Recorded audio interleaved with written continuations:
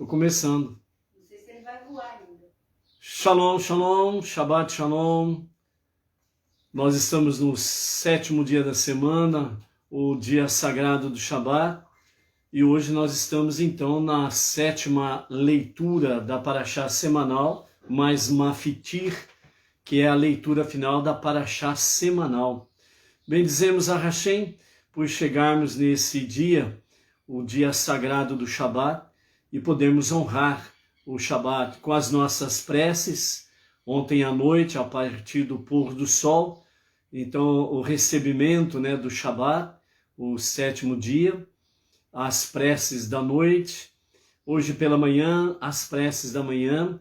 Agora à tarde temos aí essa porção, da Torá. Tem mais 2 salmos na parte da tarde para completar a leitura da tarde de Shabbat. E no final, no momento do pôr do sol, temos aí a Havdalah, a passagem do 7º dia para os 6 dias comuns, ou a passagem do dia sagrado para os 6 dias comuns. E aí, amanhã nós iniciamos então o primeiro dia do Shabbat.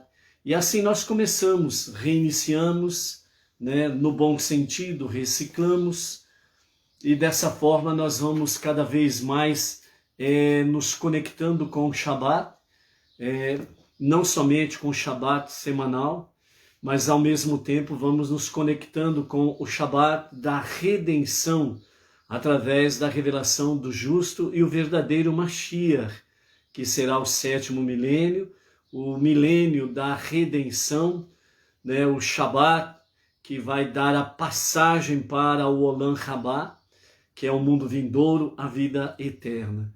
Então, à medida que nós vamos nos conectando semanalmente com o Shabbat, à medida que vamos nos conectando dessa forma com este oásis semanal, nós também vamos nos conectando com o oásis do milênio, 6º milênio, 6 milênios. E então, estamos no limiar do 6º milênio, para podermos adentrar no 7º milênio, que é o tempo da redenção, com a revelação do justo Mashiach, em que estará reinando, e dessa forma se cumprirá a profecia que diz que a partir de Jerusalém, toda a terra se encherá do conhecimento de Deus, assim como as águas cobrem o mar. Então, dessa forma, a redenção, a partir de Jerusalém, ela se estenderá a todos os 4 cantos da terra, todas as nações, todos os povos, todos os vilarejos, seja aonde tiver um ser humano, seja aonde tiver qualquer um dos integrantes, do mundo que nós chamamos, o mundo de Asiá, que é o mundo da ação, que é este mundo que nós habitamos aqui, onde nós temos, o reino chamado vegetal, o reino mineral, temos o reino animal e temos aí então o ser humano. E dentro disso daí, aonde tiver um ser vivo, aonde tiver uma partícula que seja visível ou invisível, a redenção através de Mashiach estará realmente agindo durante os dias de Mashiach, o milênio de Mashiach, para que todas as coisas voltem ao seu devido lugar. É a redenção final, preparando realmente as nações, preparando o povo de Israel para o Olam Rabá, o mundo vindouro. Ou seja, onde de fato, literalmente, o mundo será transformado na casa de Deus. Então, por isso, o nosso encontro diário é uma experiência que nós vamos adquirindo, à medida que todo dia nós vamos tendo um contato com a leitura da Torá, o estudo da Torá com as suas porções diárias e semanais, nós estamos nos conectando com oásis do Shabbat semanal, ou seja, 6 dias representam o deserto, o 7º dia da semana representa o Shabbat, o descanso semanal que o Eterno nos dá em todos os níveis da nossa vida. Nesse sentido, nós vamos então exercitando a nossa fé, a nossa confiança, a nossa experiência pessoal com Deus no Shabat semanal, para que nós possamos realmente estarmos abreviando o tempo da revelação do justo e o verdadeiro Mashiach. E nesse sentido, então nós adentraremos no 7º milênio, que é o Shabat milenar, onde realmente vamos descansar das nossas aflições, das nossas angústias, das nossas tristezas, das nossas dores e coisas semelhantes a estas, e as coisas serão colocadas no seu devido lugar, como no princípio, na época da criação, quando Deus colocou todas as coisas no seu devido lugar e colocou a princípio ali o homem e a mulher para estarem ali no Gan Éden, no jardim do paraíso, no jardim do Éden. Então, o tempo da restauração, o tempo da redenção, com a revelação do justo e o verdadeiro Mashiach. E como dizem os nossos sábios, esse nosso contato diário com a Torá é o ler, o ouvir e o estudar as porções diárias e semanais da Torá. Os nossos sábios falam que isso está acima de qualquer questão. É muito elevado, é muito superior, e isso daí faz com que realmente os tempos sejam abreviados. Então, por isso, nesse nosso desafio diário, né? Ou seja, enquanto nós estamos aqui nestes 6 milênios, nesse 6º milênio, o limiar desse 6º milênio, que representa o deserto, por isso nós temos aí as nossas angústias, aflições, dores e por aí afora vai. Que nesse exercício de confiança, de emuná para com Hashem, seja cada vez mais para solidificar realmente o nosso caminhar na nossa jornada monoteísta, com base no judaísmo e ombro a ombro com o nosso irmão mais velho, o judeu, e nós estarmos aí seguindo em direção à redenção.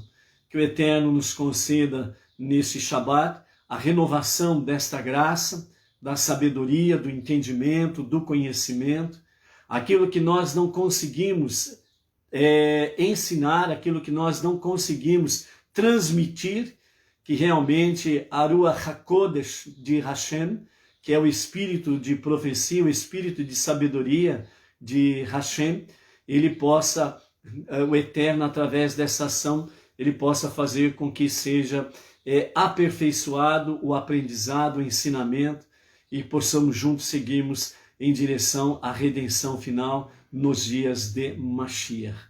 Baruch Hashem, hoje nós estamos no 1º dia de maio do ano 2021, e nós estamos pelo calendário judaico no dia 19 do mês de Iyar, do ano 5781. Estamos a 225 dias deste ano 5781, a contar da criação, e nós temos a nossa gota de sabedoria, o ensinamento do nosso Rebbe diariamente, né, para o nosso fortalecimento de fé, de confiança na nossa jornada monoteísta, a Torá. Temos os ensinamentos um pouco mais profundo da palavra e também do nosso Rebbe. Então isso daí é importante para a nossa jornada diária, ok? Então vamos para a nossa gota de sabedoria do dia de hoje. Nós estamos aí com a Leocádia Pereira, o Luiz Ribeiro, a Donária Carmo, a Anadir Pereira, a Vera Amância aqui de Bauru, da nossa região, né? Estamos aí conectados, tem mais algumas pessoas aí conectadas, mas não saiu aí um shalom das pessoas, então não sei o nome das demais que estão conectados aí. Dá um shalom aí para podermos distinguir aí o nome daqueles que estão conectados, ok? Então vamos para a nossa gota de sabedoria de hoje, de número 225, né? Hoje o ensinamento, a sabedoria do nosso Rebbe, ele vai te chamar de cebola. você precisa ser uma cebola. Vamos ver o que quer dizer isso daí. Então, o nosso Rebbe, ele chama-nos a atenção para o terceiro Rebbe, Tzemach Tzedek, que foi o terceiro Rebbe. Certa vez mandou alguém se transformar numa cebola. Você precisa se transformar numa cebola. Pedro Zaghini, shalom, shalom. Pedro Zaghini, está disposto a virar uma cebola? E aí, então, né, ele diz assim, essa pessoa estivera viajando de cidade em cidade, divulgando os ensinamentos racídicos, mas agora tinha parou, não quis mais viajar, não quis mais divulgar os ensinamentos racídicos. Todo o alvoroço em torno dele, de seus talentos, argumentou, estavam alimentando o seu ego, né? Então o que ele estava fazendo na realidade era mais para alimentar o seu próprio ego do que outra coisa.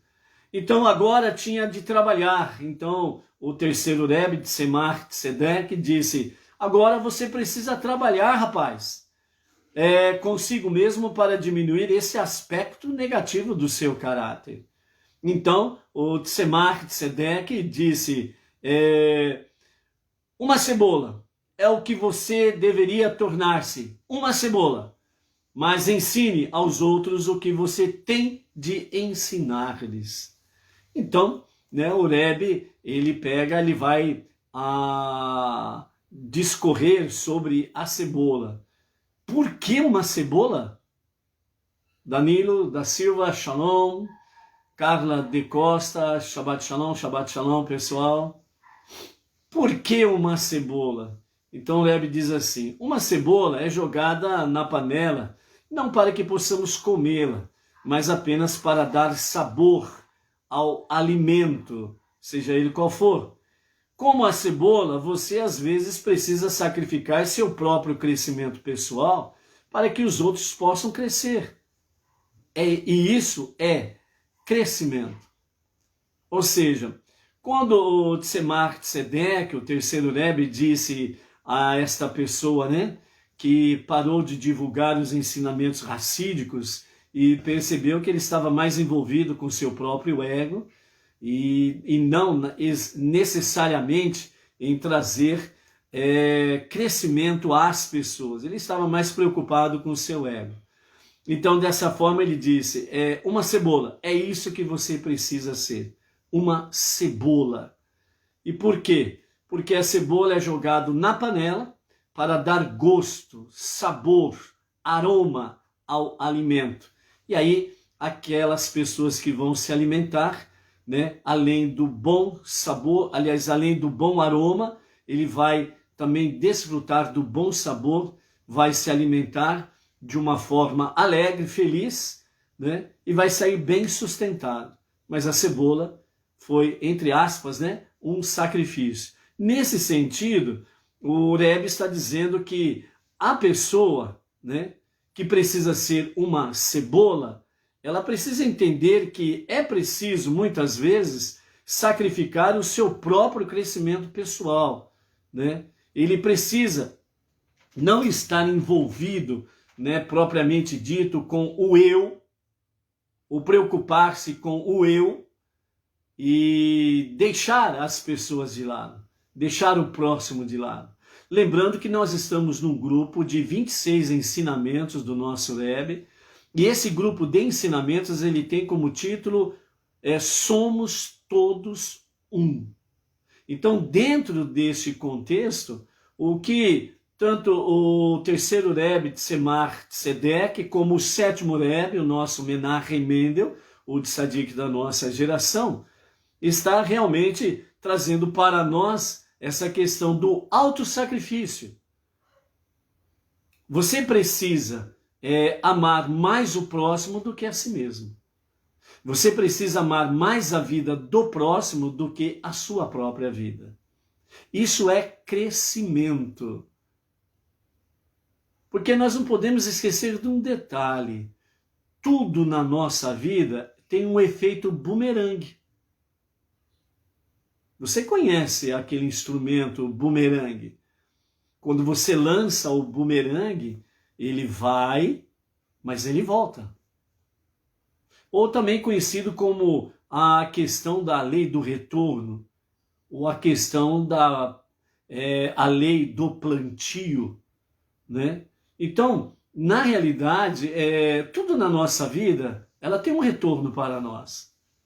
Quanto mais nós nos envolvemos conosco mesmo, então eu fico envolvido com o meu eu, o meu ego, o meu egocentrismo, então eu começo a sofrer de um problema terrível que vai anestesiando a minha consciência, a minha sensibilidade divina, deixo de ter um refinamento pessoal e espiritual, o meu amadurecimento não se desenvolve, e eu começo a ter problemas de atrofias, né? Não cresço, eu vou ficando atrofiado, paralisado, anestesiado. Então, eu acabo virando uma, entre aspas, uma anomalia diante de Deus e diante do próximo, né? Então, nesse sentido, aqui nós temos os nossos rebes nos orientando. É melhor ser uma cebola do que você estar envolvido com o seu próprio ego.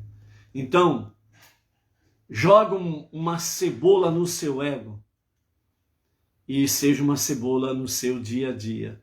Ou seja um bom alimento para o próximo. Seja um bom perfume para o próximo.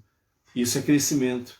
E você estará, sem sombra de dúvidas, enaltecendo o nosso Deus. Baruch Hashem. Nós estamos no 7º dia da semana, portanto, hoje nós vamos então ver aí a 7ª lei universal. Durante a semana vimos as 6 leis universais. A primeira, reconheça que existe apenas um Deus. A segunda, respeite o Criador. A terceira, respeite a vida humana. A quarta, respeite a instituição do casamento.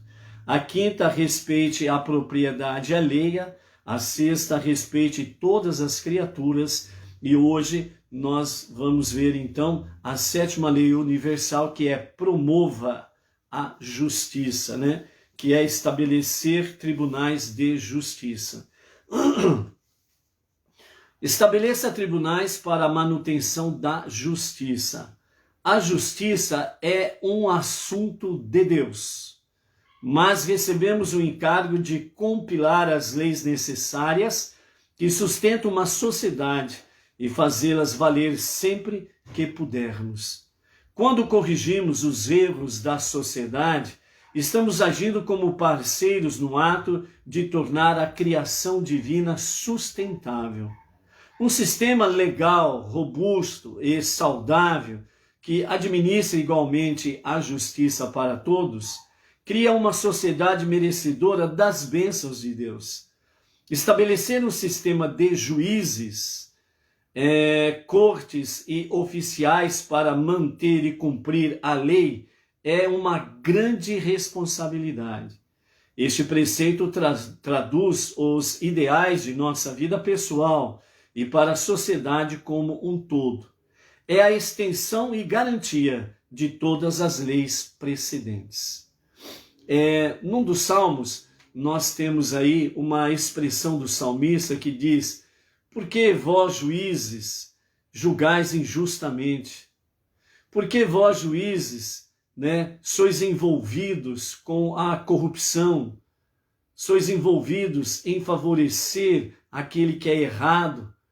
Sois tendenciosos de forma a favorecer aquelas pessoas que são do teu agrado.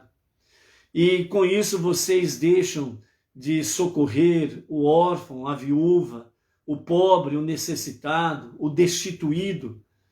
Dessa forma, vós, juízes insensatos, vocês abalam os alicerces do mundo. Por que o salmista fala que os juízes, os maus juízes, os péssimos juízes, os corruptos juízes e por aí afora vai, eles abalam os alicerces do mundo.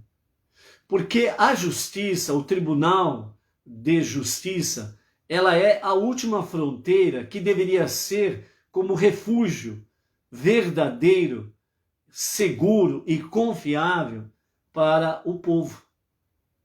Mas quando os tribunais, as cortes, os oficiais de justiça, né, junto com toda essa questão de juízes, quando eles se tornam realmente corruptos, inadequados ou são negligentes, omissos, ou simplesmente não têm nem sequer a sabedoria devida de um juiz para que possa, de fato, fazer justiça e julgar com justiça, eles abalam assim os alicerces do mundo. E aí a tendência é que a sociedade se torne um caos. Por isso, quando uma sociedade ela é tolerante com a vida criminosa, quando os que deveriam promover justiça são tolerantes para com os corruptos, os violentos, os criminosos, nas suas diversas dimensões, desde o menor crime até o mais elevado crime, realmente, não só, vejam bem, a justiça é um assunto de Deus. Então, essa última fronteira de justiça não tem para onde recorrer. Então, por isso, quando os tribunais supremos ou supremas cortes caem realmente na injustiça, caem realmente na corrupção, na violação dos direitos civis e individuais, não tem aonde correr. Porque se ele determina libertar um criminoso e prender o inocente, quem? A quem recorrer? Assim se abala os alicerces do mundo.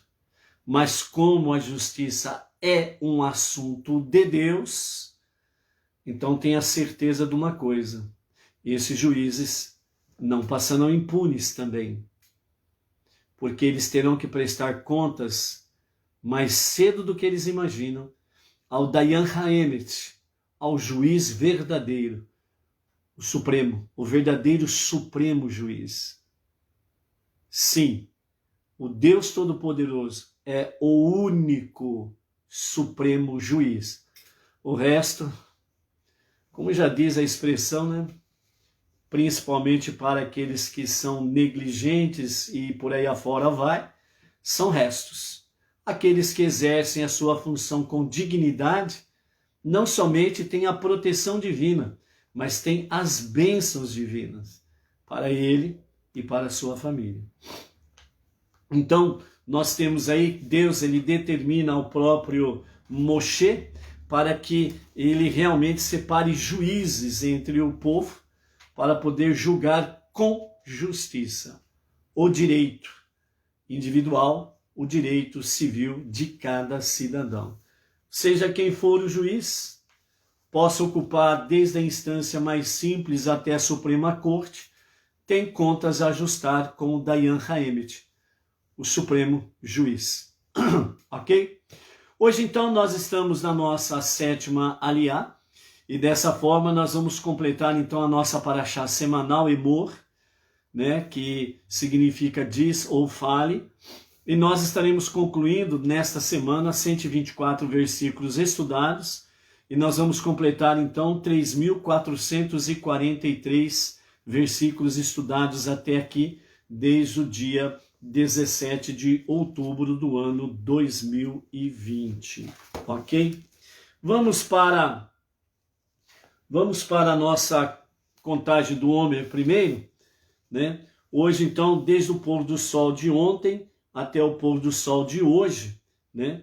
Nós estamos na contagem do Homer de número 34, ok? Vamos à contagem? Conte o Homer. Hoje são 34 dias que perfazem 4 semanas e 6 dias do Homer. Hoje nós estamos em Yesod de Hod, ou seja, união na humildade. A humildade não deveria ser uma experiência solitária, né? A humildade não deveria ser uma experiência solitária, mas realmente aquelas pessoas que são verdadeiramente humildes, né, muitas vezes experimenta de uma vida solitária, muitas vezes, né? Todos se alegram com ele, mas é difícil as pessoas alegrar o humilde, né? Todos se alimentam dos seus ensinamentos, mas nem todos se preocupam com o seu alimento.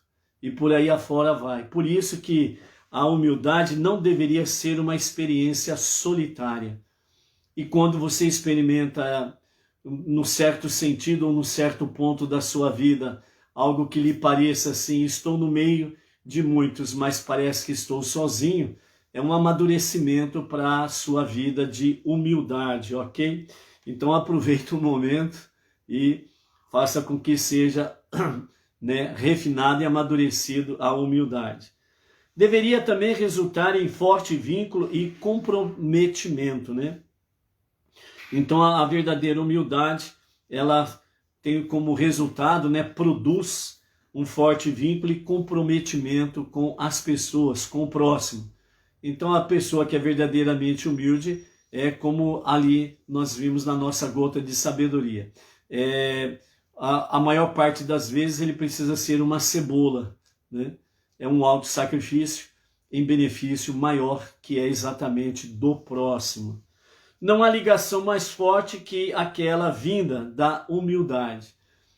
Apesar de toda essa experiência, muitas vezes aflitiva, mas ela é boa no seu resultado final. Por quê? Porque depois de um certo período, essa experiência, né, de união na humildade, ela vai criar fortes laços, né, entre as pessoas, uma amizade verdadeira, uma amizade honesta, transparente, né? São duas pessoas que se tornam grandes amigos, e isso daí vai fazendo com que haja realmente um grande e profundo vínculo, né? E isso daí é muito bom, é muito importante no dia a dia. Pergunte-se, minha humildade afasta-me dos outros ou nos aproxima? A minha humildade produz resultados? Esses resultados, eles são duráveis? Eles permanecem? Como que é? Cria um alicerce permanente sobre o qual eu e os outros podemos confiar e construir, né? Ou seja, esta união na humildade, ela precisa produzir exatamente essa questão de confiança e construir, né? São pessoas que se unem e ao mesmo tempo para uma confiança sem deixar sombras a dúvidas e vem construir, né? Sempre vão construir algo bom, durável e que venha realmente repercutir por toda a eternidade. Então o exercício para o dia é: use sua humildade para construir algo duradouro, né? Algo duradouro. Então é importante isso daí, ok? O Paulo e a Renata Xavier, aqui de Piraji, também estão conectados. A Deniglésia Cardoso de Menezes, Shabbat Shalom, né? Estamos aí juntos em A Tarde com a Torá. Nós temos a nossa sétima leitura e Mafitir, a leitura final, mas antes dela, né, quero trazer algo aqui que está aqui no livro, né, que é recomendado pelo nosso rabino Yaakov Gerenstad, né, o que você precisa saber sobre Kabbalah, né? Então, Kabbalah, essa é a expressão, Kabbalah, não é Kabbalah, é Kabbalah. Então, a Kabbalah, aquilo que é recomendado pelo nosso rabino Yaakov Gerenstad, uma das coisas está aqui neste livro, algo que nós não judeus podemos estudar de uma forma mais tranquila, né? Há outros níveis da Kabbalah que são mais profundas, mais elevadas, etc. e tal. Sem sombra de dúvidas, a princípio, isso está reservado para os judeus, não resta dúvidas. Mas aí alguém diz assim, mas então eu não posso estudar Kabbalah? Essa Kabbalah mais elevada, mais profunda? Lógico que você pode. Só que você pode estudar essa Kabbalah depois que você estudar esses dois livros.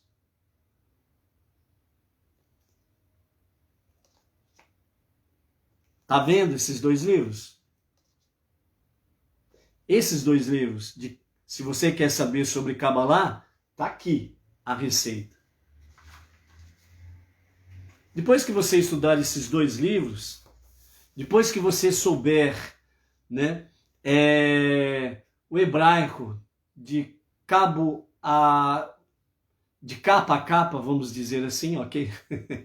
Depois que você souber o hebraico de capa a capa, né, de trás para frente e de frente para trás, depois que você souber esses dois livros de capa a capa, e alguém perguntar para você, ô fulano, e sobre tal coisa, qual dos dois livros está escrito isso? Aí você fala, ó, está escrito no livro tal, num desses dois, obviamente, na página tal. Quando você estiver bem refinado sobre isso, dominando bem sobre isso, aí então você procura o Rabino Yaakov Gerenstad e fala para ele, Rabino, ó, já estudei os dois livros lá que o senhor recomendou e está na ponta da língua, sei decor, salteado. Qual que é o próximo livro que eu posso estudar? Aí ele vai te dar uma orientação sobre qual é o próximo livro que você pode estudar, ok?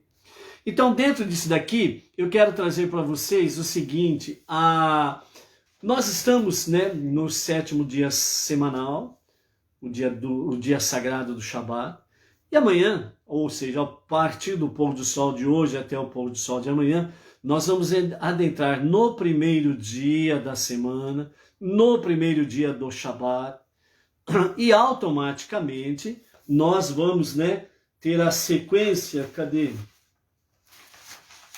Onde que eu coloquei aqui? Ah, achei! E aí nós vamos, na sequência lógica, nós vamos reiniciar o nosso Sidur, as preces diárias do nosso Sidur.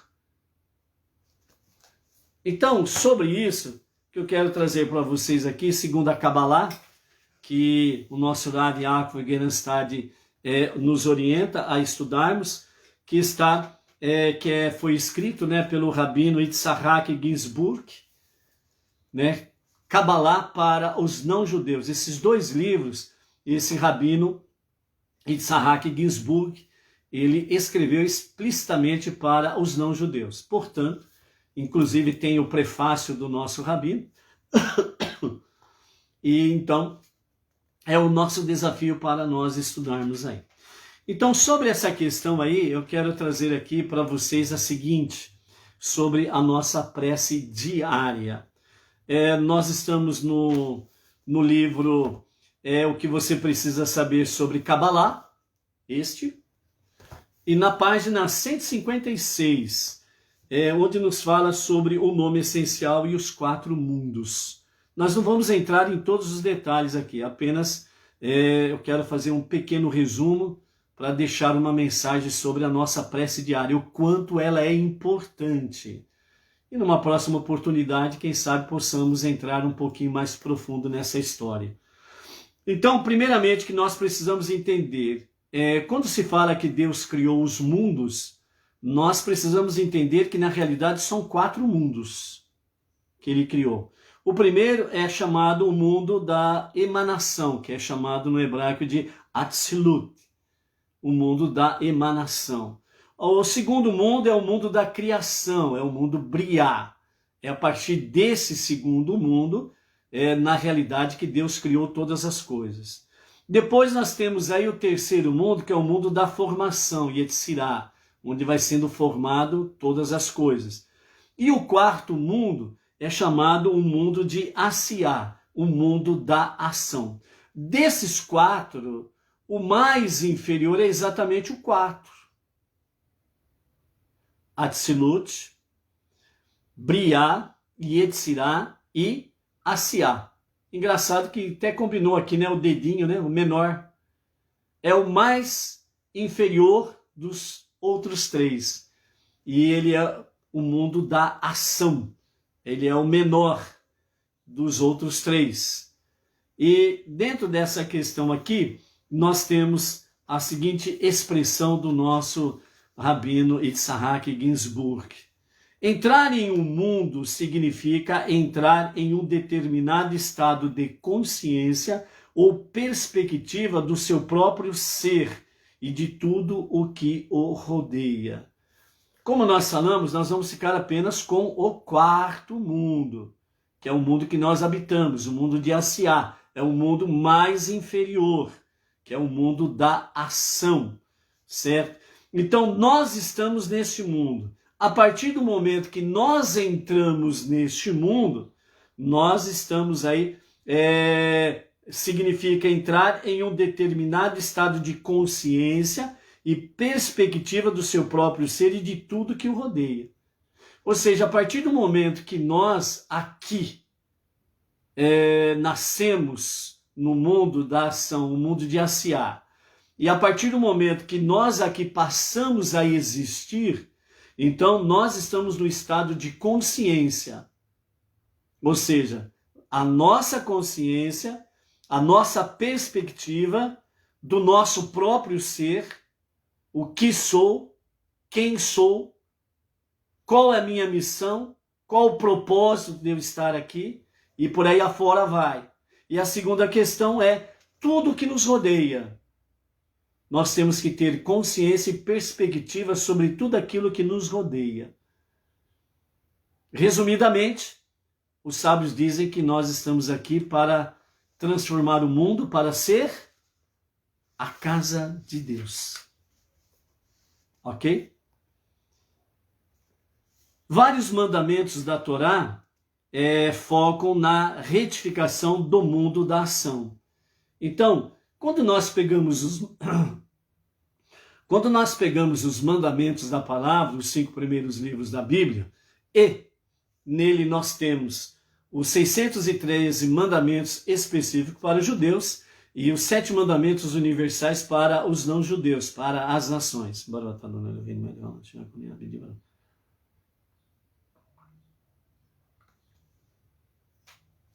Nesse sentido, então todos os mandamentos, na realidade, que nós temos contato, e à medida que nós vamos meditando, refletindo sobre ele, e vamos tirando o aprendizado sobre cada um destes mandamentos, nós sempre vamos encontrar o objetivo, o foco central de cada mandamento, que é exatamente o quê?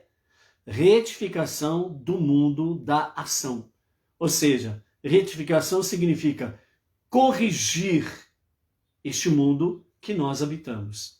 Por isso, nós precisamos ser o antídoto da escuridão, o antídoto das trevas, o antídoto do mal, o antídoto da morte, o antídoto da mentira, o antídoto do veneno pernicioso que assola os 4 cantos do nosso mundo. Com fofocas, diz-que, mimimi, blá, blá, blá, e por aí afora vai. Então, nós precisamos ser, nesse tempo presente, uma cebola. Cada um ser uma cebola.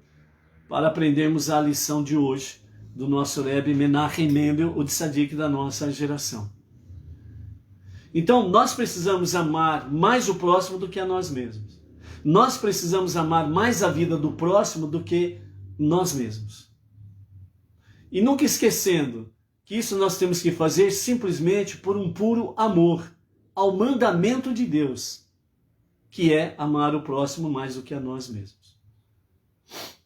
Porque isso tem um efeito de retorno. Então, eu faço porque eu amo a Deus e amo o seu mandamento. Eu faço porque eu também amo a mim mesmo. E nesse sentido, o que significa? Se eu faço mal para o próximo, o mal vai voltar para mim. E eu não quero mal para mim. Mas se eu faço o bem, eu sei que eu vou esperar o bem. Às vezes pode até ser que eu não receba o bem da própria pessoa para quem eu fiz o bem. Mas isso não importa. O importante é nós cumprirmos o mandamento. Por quê? Porque cada mandamento que nós pomos em prática, nós estamos exatamente retificando o mundo que nós habitamos. Então nós estamos corrigindo o mundo.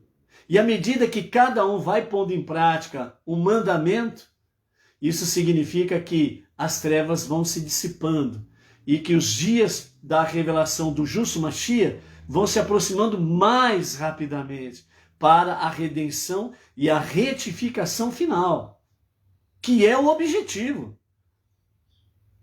Pois a retificação plena é a partir do momento da revelação do justo Mashiach, a redenção final. Mas nós precisamos fazer a nossa parte para que realmente os dias sejam abreviados para que Mashiach se revele rapidamente. Dentro desse aspecto, nós temos o que então? Entre todos os mandamentos, nós temos a prece diária. É o que ilustra melhor o nosso foco na Sefirá de reinado. Nós temos as 10 Sefirot. A primeira superior é Keter, coroa. E a última lá embaixo, ela é exatamente a Sefirá de reinado, que é o mundo que nós habitamos. É o mundo mais inferior, é o mundo acial, o mundo da ação. Não adianta você cruzar os braços, né, e esperar que do céu caia a chuva daquilo que você pediu, né? Então não vai cair chuva do céu se você não fizer a sua parte. Deus faz a dele com fidelidade plena, mas nós precisamos fazer a nossa parte. Então, um dos mandamentos, né, eles são repetidos diariamente, que são o quê? A nossa prece diária, que ilustra melhor o nosso foco sobre este mundo aqui, que é o mundo da ação. Então, ao repetir as mesmas preces dia após dia, sustentamos a consciência do mundo da ação que nós habitamos e o religamos com os mundos superiores, assegurando que ele não caia em um estado total de separação das esferas espirituais superiores.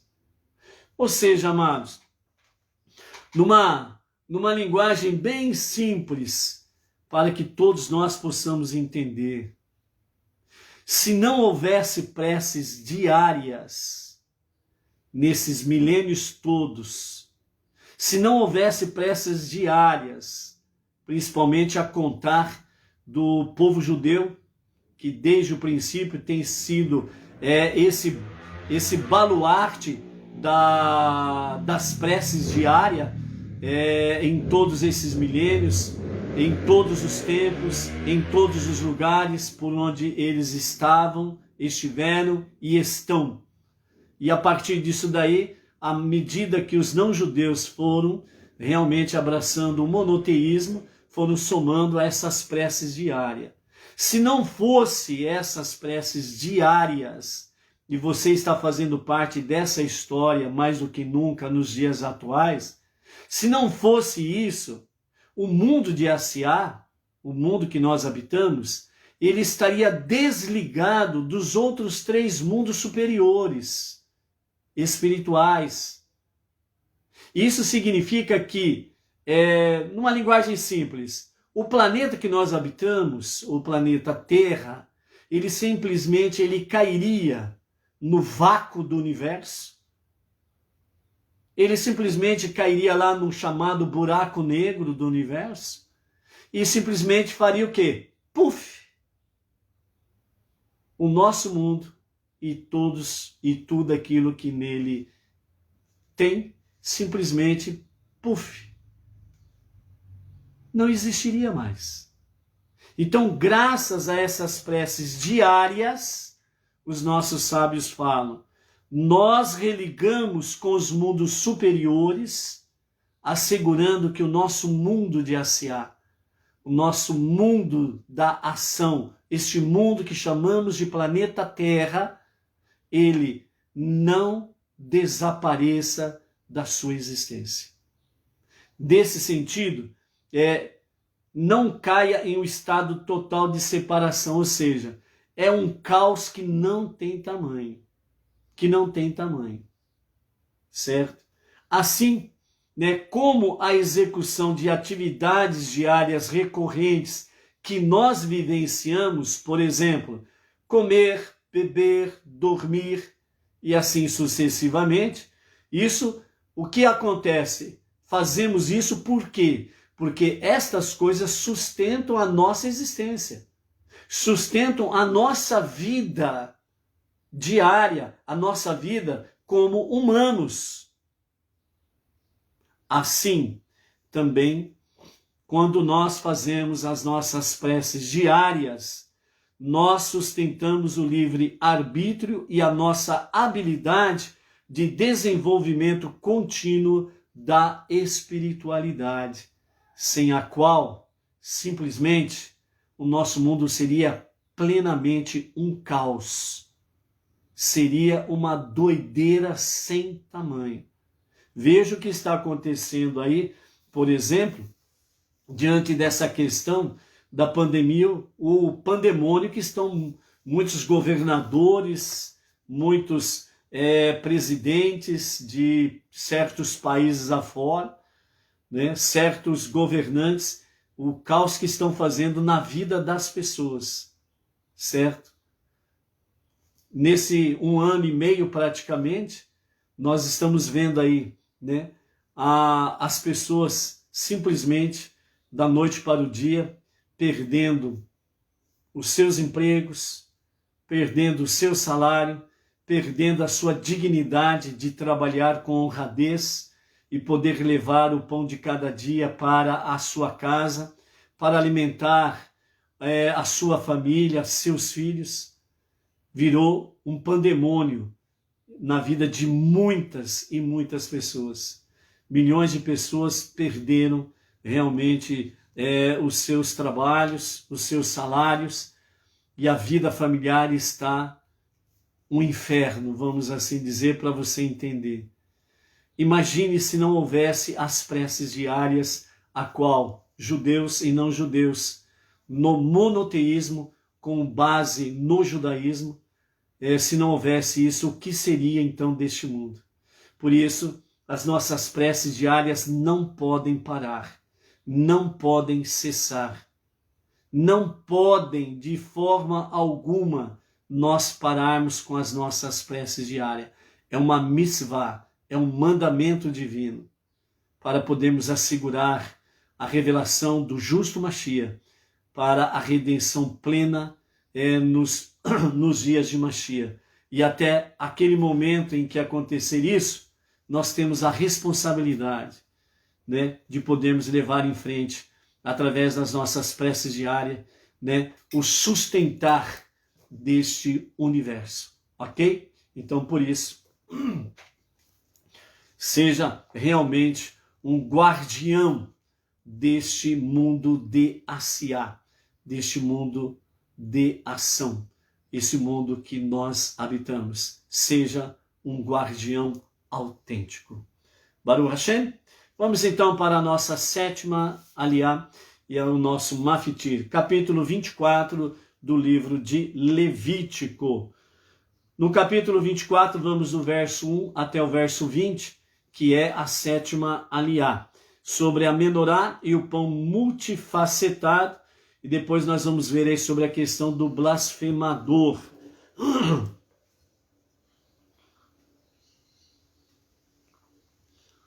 Capítulo 24, Deus falou a Moshe dizendo, ordene aos filhos de Israel que tragam-lhe óleo de iluminação puro de olivas esmagadas, para manter a lâmpada queimando continuamente de noite a noite.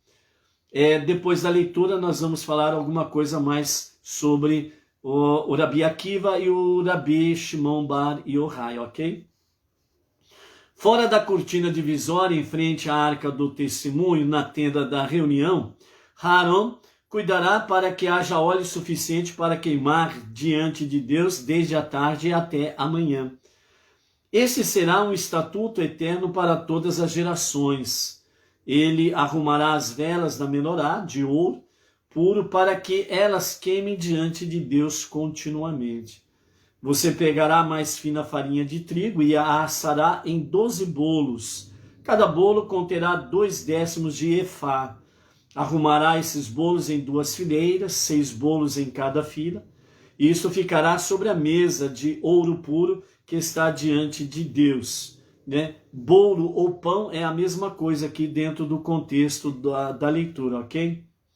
Coloque o olíbano puro ao lado nessas fileiras. Diferente do pão, o olíbano será oferecido no altar como uma oferenda de fogo a Deus, que lembrará Deus sobre o pão. Esses bolos serão ordenadamente arrumados diante de Deus a cada Shabat, para ficar lá continuamente. É uma aliança eterna dos filhos de Israel. O pão será dado a Arão e seus descendentes, mas uma vez que é das mais sagradas oferendas entre as oferendas de fogo de Deus, eles devem comê-lo numa área de santidade. Este é um estatuto eterno. Então, no linguajar simples para entender, esses são os pães sagrados que eram colocados ali no tabernáculo, no templo. E esses pães, eram 12, representando as 12 tribos de Israel, e eles eram colocados em cada Shabat. Então, ao princípio do Shabat, ou seja, no sexto dia à tarde, então era confeccionado os pães, e dessa forma, então, era colocado esses pães novos na mesa, dos pães, e aqueles pães que estavam ali, que ficou durante toda a semana, eles eram recolhidos e eles eram entregues aos sacerdotes, e os sacerdotes eles comiam desses pães. E o milagre que acontecia nisso era que tanto esses pães que eles pegaram, que ficou a semana toda ali, era como se eles tivessem exatamente, como se diz, é como se eles tivessem acabado de serem feitos, acabado de serem assados. Eles permaneciam como saíram do forno há uma semana atrás. Esse era um dos milagres que acontecia tanto no Mexicão, tabernáculo no deserto, como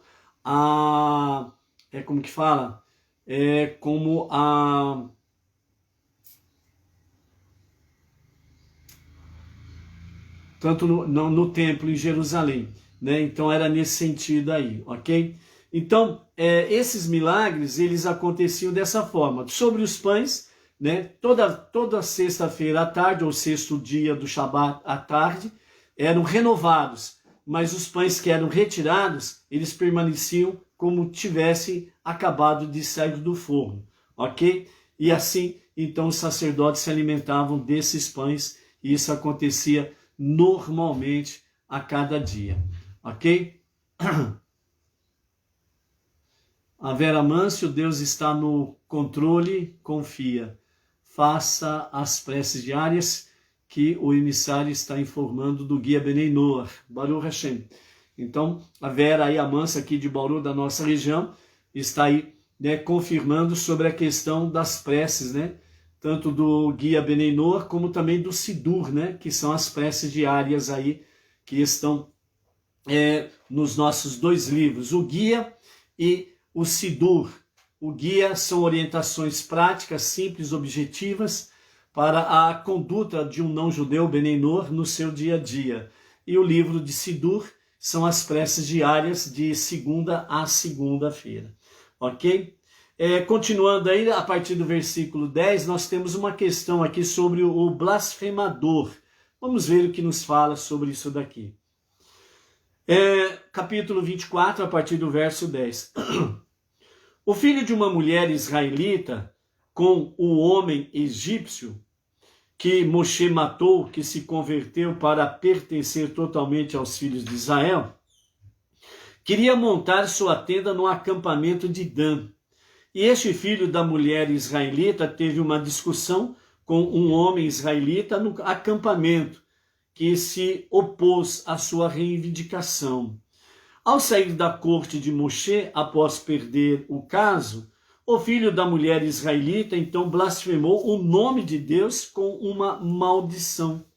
O povo trouxe a Moshe, o nome de sua mãe era Shelomit, filha de Divri, da tribo de Dan. Eles o guardaram sob custódia até que a penalidade pudesse ser especificada por Deus. Deus falou a Moshe dizendo: tira o blasfemador do acampamento. Todos os juízes e testemunhas que ouviram sua blasfêmia devem pôr suas mãos sobre a sua cabeça. Eles então o apedrejarão até a morte, em nome da comunidade inteira. Fale aos filhos de Israel dizendo: todo aquele que blasfema, Deus carregará, todo aquele que blasfema a Deus carregará as consequências de seu pecado, sendo extirpado de seu povo, caso não tenha sido avisado de antemão. Mas se alguém realmente blasfema o nome explícito de Deus, principalmente com referência ao tetragrama sagrado, e foi advertido a não agir assim, ele será morto. A comunidade inteira o apedrejará, seja ele um prosélito ou natural. Se ele pronuncia o nome divino, ele deve ser morto. Se um homem golpeia qualquer ser humano, incluindo uma mulher ou uma criança, e a vítima morre, ele será morto. Quem golpeia fatalmente um animal deve pagar por ele. Ele deve pagar o valor da vida do animal como compensação pela vida que tirou. Se alguém mutila seu próximo, ele deve ser penalizado de acordo com a severidade do que acometeu.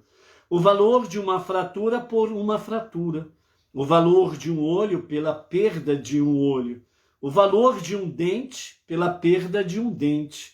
Ele deve ser penalizado de acordo com a severidade da injúria que ele causou à pessoa. Primeiramente aqui nós temos a questão sobre o blasfemador, aquele que blasfemou contra o nome divino. Então aquele que blasfemou contra o nome divino, ele carregará sobre si o seu pecado, a sua iniquidade e a sua punição. Aqui nós temos um fato interessante que nós temos aqui, o verso 11 fala, o nome da mãe do blasfemador, ela era de nome Shelomit, filha de Divri, da tribo de Dan. E nós temos aqui no versículo inicial aqui, que fala que ela teve um filho com um egípcio, um homem egípcio. Em toda a história e em toda a literatura judaica, em toda a história da Torá e em toda a literatura judaica, somente esta mulher que é mencionada como a mulher que ela foi violentada por um egípcio. Somente ela, mas nenhuma mulher foi violentada por qualquer egípcio. Porque todas as mulheres, com exceção dessa Shelomit, todas as mulheres elas se portavam de forma conveniente. Eram mulheres recatadas. E segundo o próprio Talmud, a literatura judaica fala que essa mulher Shelomit, da tribo de Dan, e ela é chamada filha de Divri, ela era aquela mulher, uma mulher muito oferecida. Ela conversava com todos os homens, estava sempre sorrindo para todos os homens, e ela não tinha uma vida recatada. Então ela puxava conversa Quando fala filha de Divre, significa a filha daquele que fala demais. Ela falava demais. E ela, por isso, que não era uma mulher recatada. E por ser muito, né, oferecida, muito sirigaita, como diz o outro linguajar, ela acabou sendo violentada por um homem egípcio. E aí nasceu esse filho que ela trouxe com ela. E ele queria montar uma tenda dentro da tribo de Dan. E o pessoal não concordou que ele levantasse a sua tenda ali. Então houve uma discórdia e nessa discórdia toda aqui, né, então ele acabou blasfemando contra o nome de Deus. E aí o pessoal pegou ele, levou diante de Moshe, e Moshe, como nunca tinha acontecido nada, ele falou, ele fique sob guarda, em custódia, e eu vou consultar a Deus, o que Deus fala sobre isso, porque é um caso novo. E quando ele levou o caso a Deus, então nós vemos aí Deus falando para ele que o blasfemador, ele carregará as consequências de seu pecado, né? Ou seja, de forma simples, então, aquele que blasfema contra o nome de Deus, ele será apedrejado até a morte. Por isso, né, uma das 7 leis universais fala sobre não blasfemarmos contra o nome de Deus. É algo muito grave isso daí, ok? Depois nós temos aqui, a partir do versículo 17, né, se um homem golpeia qualquer ser humano, ele deve ser morto. Quem golpeia fatalmente, né, um animal deverá pagar por ele. Então, primeiramente aqui, quem golpeia qualquer ser humano, e se essa agressão resulta na morte, então ele deve ser condenado à morte também. É vida pela vida, certo? Quem golpeia fatalmente um animal, ele deverá pagar pelo valor do animal. Depois nós temos aqui aquela questão de quem mutila será devidamente penalizado, fratura por fratura, dente por dente, olho por olho, etc. e tal. Aqui nós temos uma questão que infelizmente no meio religioso diverso foi tido que a lei do Antigo Testamento era olho por olho, dente por dente, né? E aí, segundo um novo livro que foi colocado aí no mercado, né? Então diz lá um determinado personagem dizendo, eu porém vos digo, né?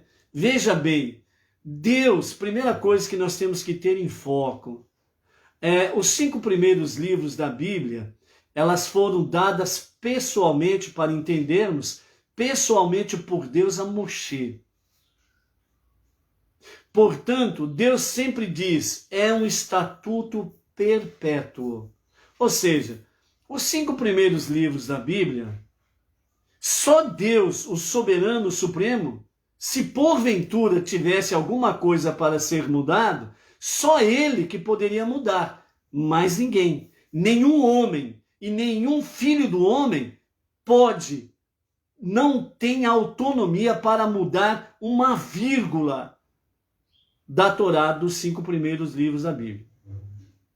E, infelizmente, pelas lideranças, né, do surgimento do novo grande ciclo religioso que surgiu depois dos anos 300 da Era Comum, né?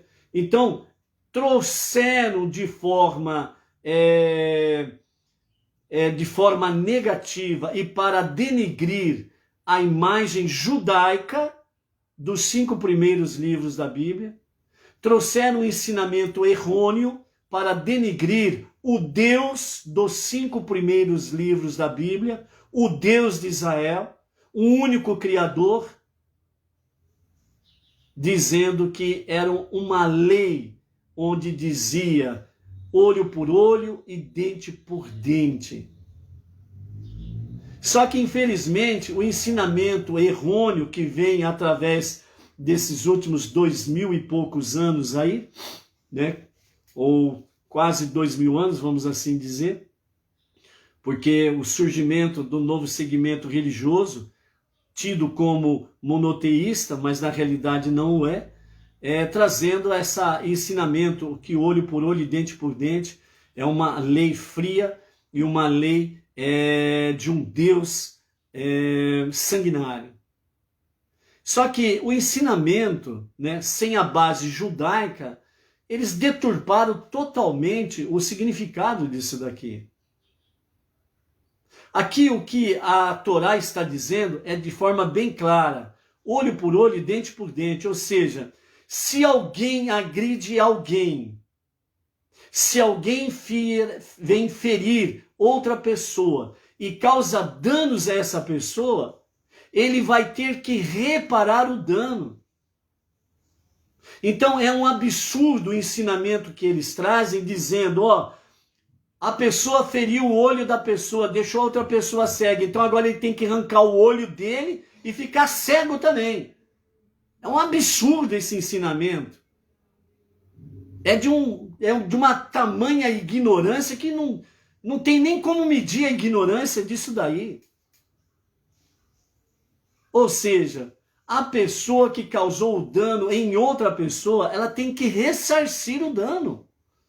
Se ele cegou através de uma agressão, ele cegou alguém, então é levado ao tribunal. Os juízes vão analisar aquela vida que sofreu esse dano.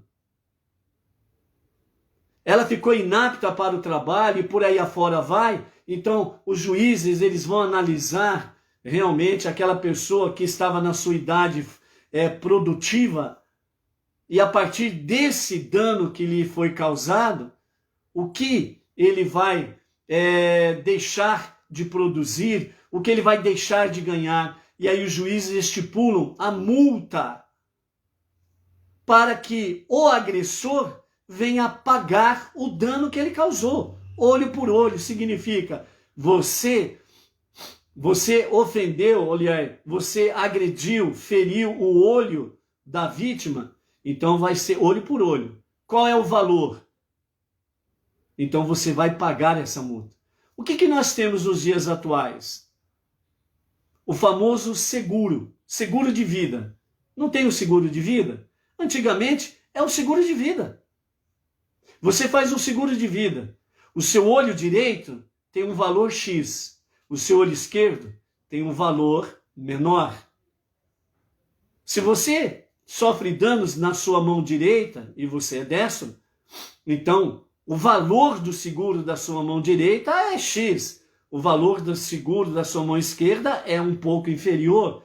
É olho por olho, dente por dente, mão direita por mão direita, mão esquerda por mão esquerda e assim sucessivamente. Seguro de vida.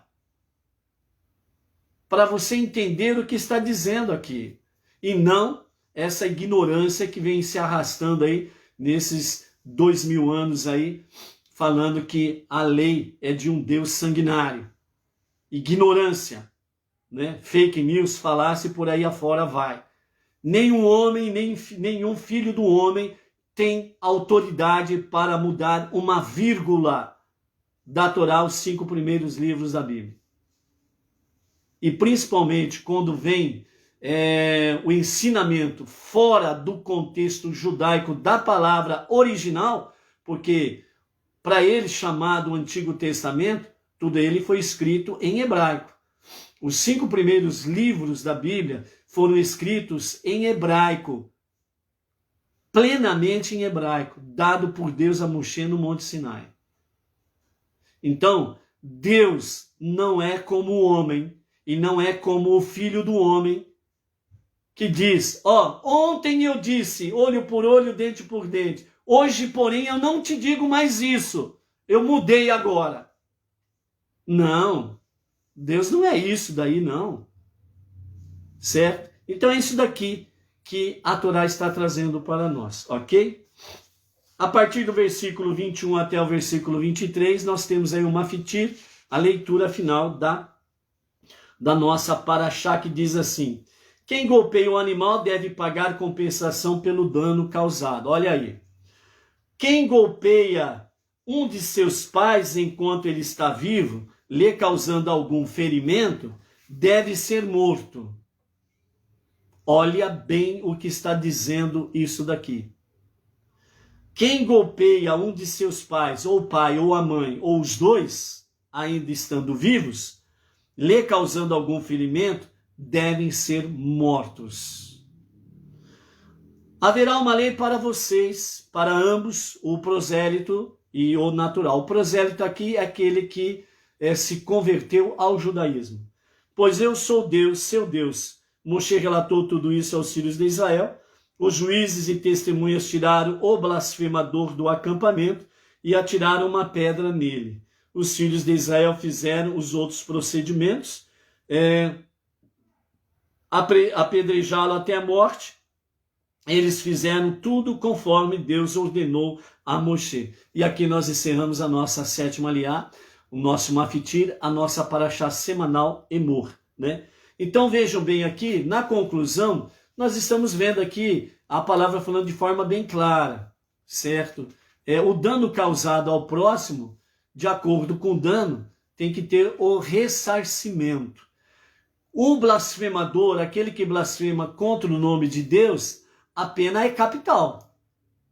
E os nossos sábios falam que aquele que blasfema contra Deus, ele sendo devidamente alertado, ensinado, instruído, que ele não deve fazer, ele acaba fazendo, ou seja, ele usa explicitamente o tetragrama sagrado e blasfema contra Deus, ele não tem direito à vida no Olam Rabá, ou à vida eterna. Simplesmente, ele não vai ressuscitar para a vida eterna. Ele vai, deixar de existir. Simplesmente isso. Certo? Um outro detalhe, muito sério aqui. Quando nós temos no versículo 21, quem golpeia ou seu pai ou sua mãe, lhe causando ferimento, deve ser morto. Aqui, a Torá está dizendo, o filho que agride o pai ou a mãe, causando ferimento, não está nem dizendo se mata o pai ou a mãe. Quer dizer, se ele mata o pai e a mãe, piorou a situação dele. Piorou, não vai ter direito mesmo à vida eterna. Não resta dúvidas. Mas vejam bem, aquele que agride e causa ferimento no pai ou na mãe, ele deve ser morto. Não temos nenhum tribunal terrestre que condena à morte um filho que agride e causa ferimento a seu pai e a sua mãe. Mas isso não significa que o tribunal celestial faz vistas grossas a isso. Não faz. Não faz. Todo filho, toda filha que fere pai ou mãe, a sua sentença no tribunal celestial é uma sentença capital, morte. É muito grave. Por que isso? Porque a realidade é o seguinte, a realidade é, quem não honra, quem não respeita pai e mãe, jamais vai respeitar a Deus.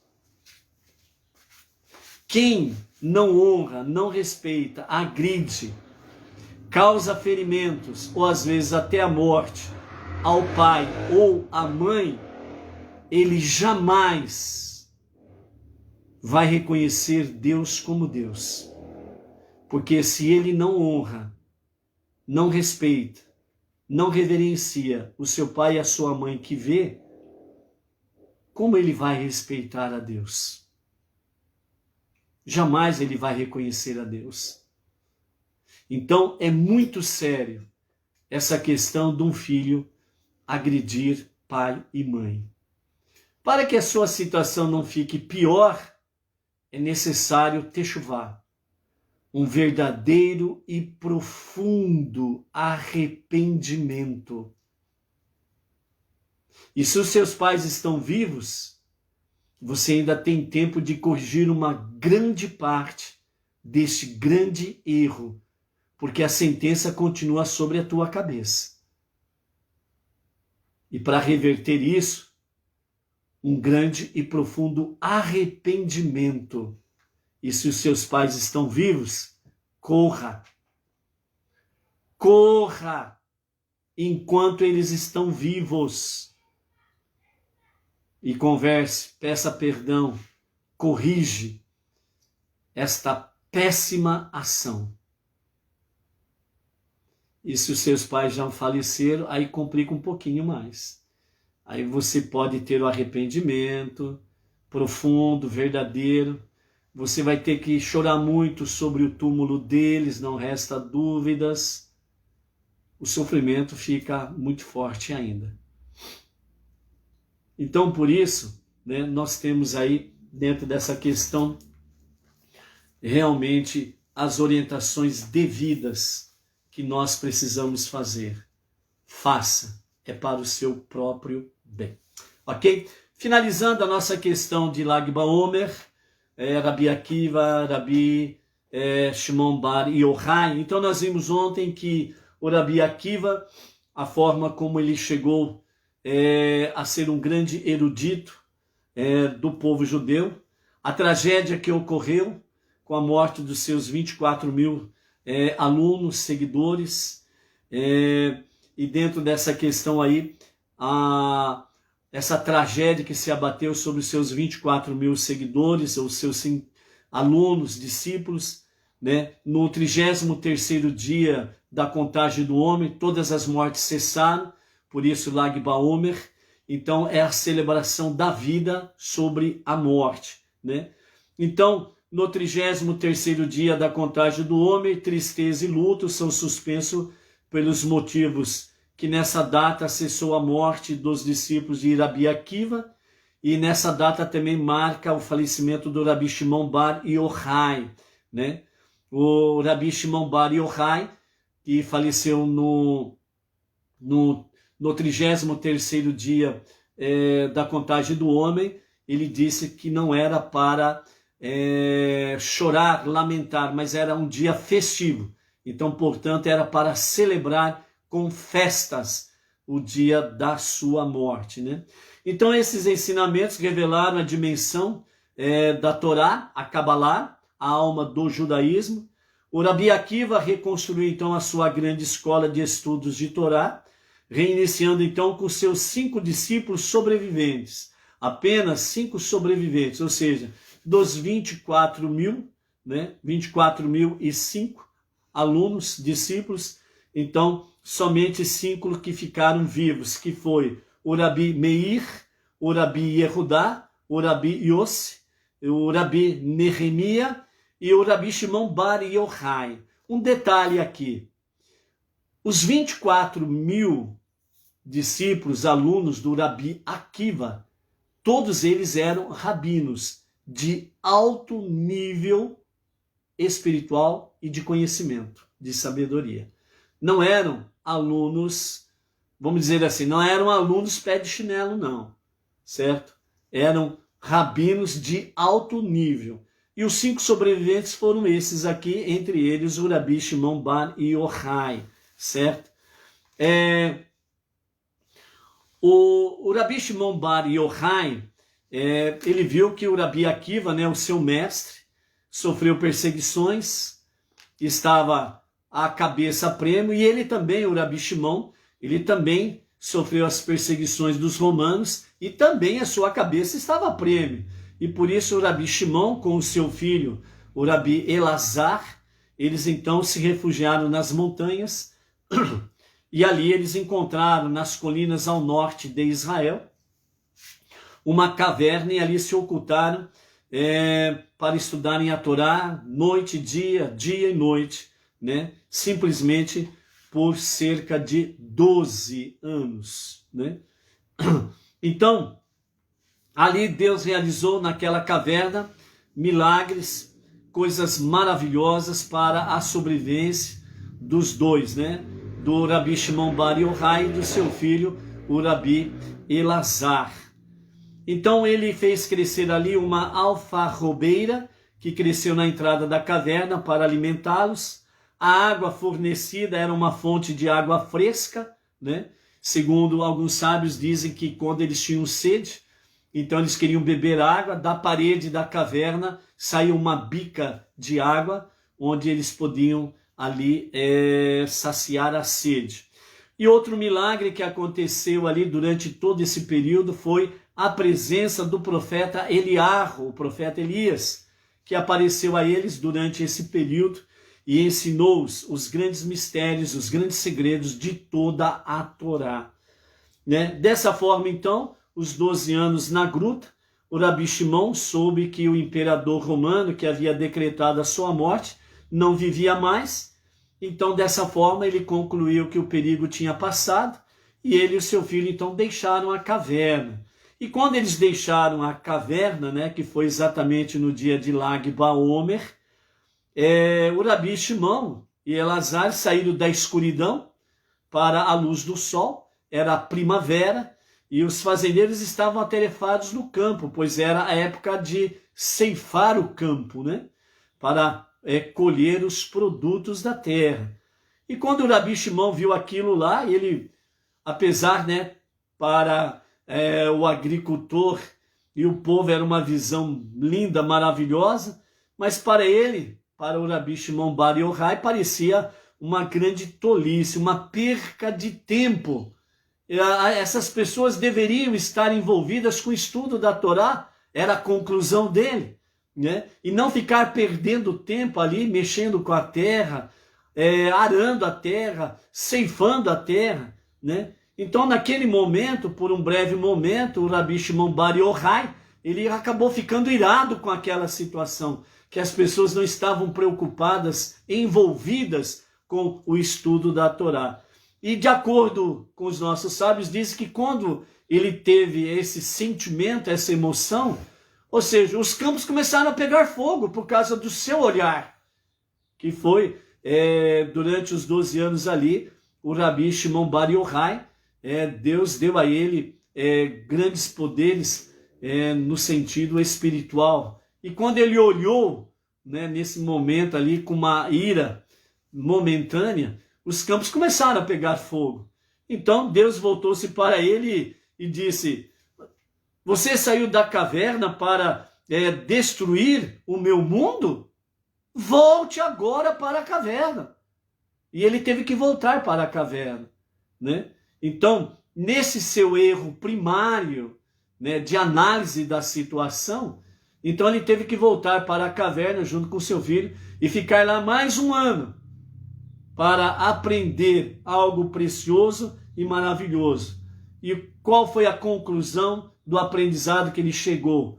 Porque um ano depois, em Lag Baomer, ele saiu com seu filho da caverna e estavam ali as pessoas de novo envolvidas em ceifar o campo. Ele já não olhou mais com aquela primeira vez, né?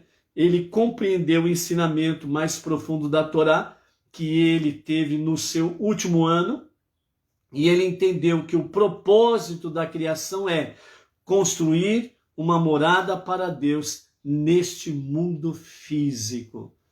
Então ele olhou com mais piedade, com mais amor, com mais caridade, né? E então ele pôde sair dali e ensinar realmente às pessoas os grandes e profundos ensinamentos da Torá. Então, aprenderam que embora o trabalho mundano do homem pareça grosseiro e inferior, a maior santidade está oculta dentro deste mundo físico. Deus deseja que transformemos o mundo material em uma morada para ele. Lembra que nós lemos ali anteriormente no livro O que você precisa saber sobre Kabbalah? O que nos fala sobre o mundo de Asiá, o mundo da ação que nós habitamos? O que a nossa prece diária faz? Ela nos conecta com os 3 mundos superiores. Não deixa com que o nosso mundo se perca, venha se desassociar dos outros 3 mundos mais elevados, mais espirituais. E aqui nós temos o aprendizado do Rabi Shimon Bar Yochai. Nesse último ano, no 13º ano que permaneceu na caverna, ele compreendeu o propósito da criação, que é exatamente o quê? Construir uma morada para Deus no mundo físico. Ou seja, a maior santidade está oculta aqui, neste mundo de SA. Por isso as nossas preces são importantíssimas. Ao fazê-las diariamente, nós estamos tirando do mais profundo deste mundo de SA, deste mundo mais inferior, mais baixo, nós estamos tirando ricos tesouros espirituais para que este mundo seja transformado numa morada de Deus.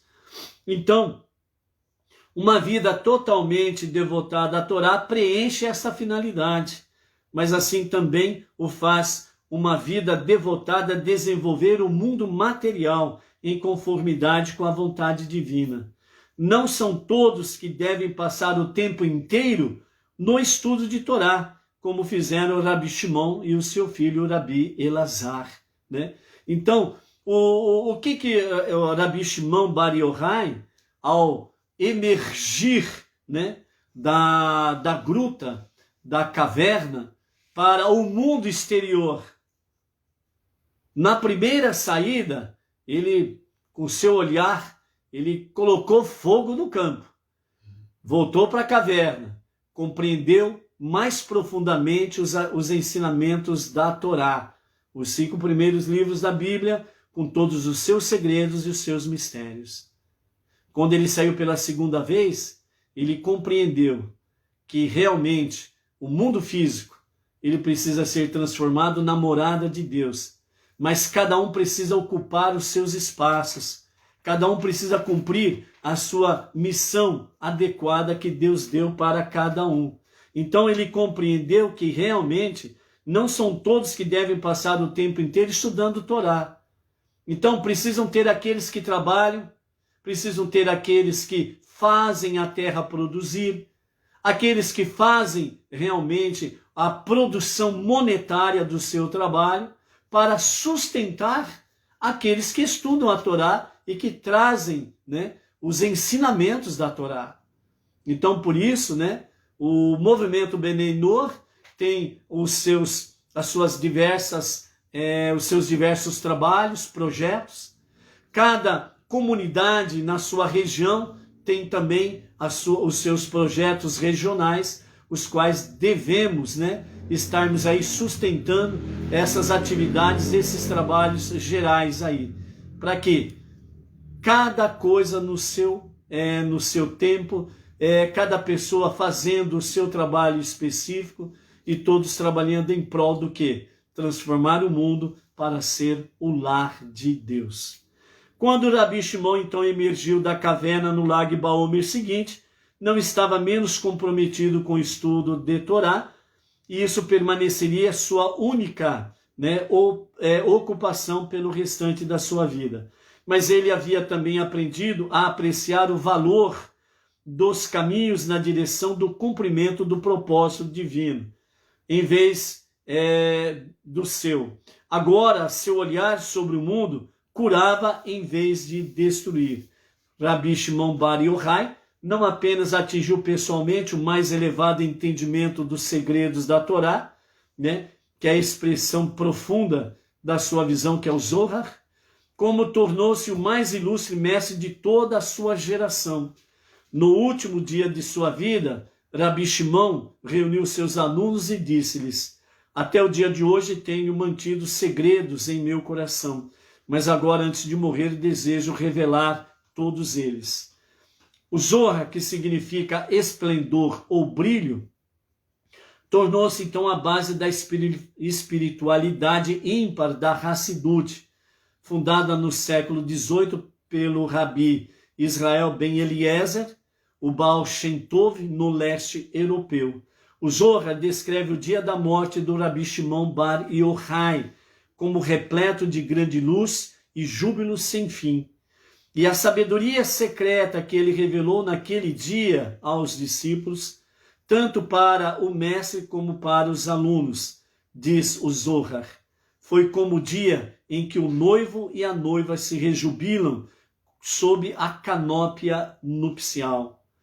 Disse que o dia não chegou ao fim, antes de Rabi Shimon Bar Yochai lhe revelar tudo o que lhe fora permitido revelar. Apenas então o sol recebeu permissão de se pôr. Quando isso aconteceu, a alma de Rabi Shimon deixou seu corpo subindo aos céus, e então o sol se pôs. Rabi Abba, um aluno incumbido do trabalho de transcrever as palavras de Rabi Shimon Bar Yochai, conta: eu nem ao menos conseguia manter a cabeça levantada devido à luz intensa que emanava de Rabi Shimon Bar Yochai. Durante todo o dia a casa esteve repleta de fogo. Ninguém podia chegar perto por causa da parede de chamas e de luz que havia ao redor dele. No fim do dia, o fogo finalmente arrefeceu e pude olhar a face do Rabi Shimon. O sol se punha e com ele a alma do mestre se elevava. Estava morto, envolto em seu talit, deitado sobre o lado direito e com seu sorriso. Rabi Shimon Bar Yochai foi banhado em luz e fogo, pois a Torá é comparada ao fogo. Aish HaTorá, fogo é a Torá. Fogo é o material que converte matéria física em energia. Assim também a Torá nos mostra como transformar o mundo material em energia transcendente. Rabi Shimon Bar Yochai faleceu em Lag BaOmer. Antes de morrer, instruiu seus discípulos para observarem seu Yarsheit, que é a data de seu falecimento, como um dia de muita alegria e festividades, né? Então, dessa forma aí, é como que nós podemos participar realmente da Aish HaTorá, ou seja, o fogo da Torá. Como nós podemos participar disso daí? Por quê? Porque é dessa forma que realmente nós ajudamos a converter a matéria física em energia, ou seja, é dessa forma que nós, envolvidos com o fogo da Torá, Aish HaTorá, é que nós vamos transformando o nosso mundo exatamente no quê? Em energia, ou seja, transformando o nosso mundo físico em luz. Dessa forma, a escuridão vai se dissipando, as trevas vão se dissipando, e a luz, essa energia da Torá, vai sendo espalhada em todos os quadrantes da Terra. Como que nós podemos participar desta questão, Aish HaTorá, o fogo da Torá? Nossas preces diárias, nosso estudo de Torá, a nossa techuvá diária, a nossa tzedakah, as 7 leis universais. Nessa somatória, tudo está dentro de Aish HaTorá, dentro do fogo da Torá, transformando o nosso mundo físico, o nosso mundo matéria, em energia, em luz. Isso depende de você, depende de cada um de nós. Por isso, faça, pois Ele, o soberano, estará contigo nestas ações. O Talmud, ele diz assim sobre o Rabi Shimon Bar Yochai: toda mulher que dá à luz um filho deve rezar para que ele cresça para ser como Rabi Shimon Bar Yochai. Bar Yochai está acostumado a milagres acontecendo para ele. O Midrash diz assim: durante toda a sua vida, um arco-íris, que significa que o mundo merece punição, jamais foi avistado durante a vida do Rabi Shimon Bar Yochai. Novamente lembrando que o arco, que é a marca da aliança que Deus fez com Noah e com a humanidade, o arco significa que o mundo merece punição. Mas quando ele vê, o Eterno vê o arco, ele não destrói a humanidade, porque ele fez um pacto com a humanidade, né? Então, o Midrash diz que durante a vida do Rabi Shimon Bar Yochai, nem o arco foi avistado durante a sua existência. E o Zohar finalmente diz assim: com um único laço estou ligado a Deus, unido a Ele ardentemente. Durante uma seca severa, chegou uma delegação e pediu ao Rabi Shimon Bar Yochai que rezasse por chuva. Ele começou a leitura do versículo, né, de Terrilim, capítulo 133. Terrilim 133. Como é bom e agradável quando irmãos se sentam juntos. Ele fez essa prece. Imediatamente, a chuva começou. Esse dia, seu último dia de Lag Baomer, eu revelei sagrados mistérios nunca antes revelados. Vejo que Deus e todos os justos no céu concordam com isso. E todos eles estão se rejubilando em meu tempo de júbilo. Com esse livro, Zohar, o povo judeu será redimido do exílio com misericórdia. Ok? Então, essas são as nossas breves referências ao Rabi Akiva, ao Rabi Shimon Bar Yochai, né? E sobre Lag Baomer. Ok? Lição final? Envolva-se em Aish HaTorah. Envolva-se no fogo da Torá. Não deixe de fazer a sua techuvá diária, as suas preces diárias, o seu estudo diário, a sua tzedakah e as 7 leis universais. Aish HaTorah. Um bom término do Shabat. E amanhã nós estaremos aqui para o início. Amanhã nós vamos ter 2 parashiot, ok? Então amanhã nós vamos iniciar as 2 últimas porções do 3º livro Levítico. A 32ª parashá, Behar, que significa no monte, e a 33ª Berukotai, que significa nos meus estatutos. E com essas 2 porções desta semana que vai se iniciar, nós estaremos encerrando o livro de Levítico. Shabbat Shalom, Shavuot Tov, e que você seja uma chama viva da Torá aonde você estiver. Até amanhã. Shalom, shalom.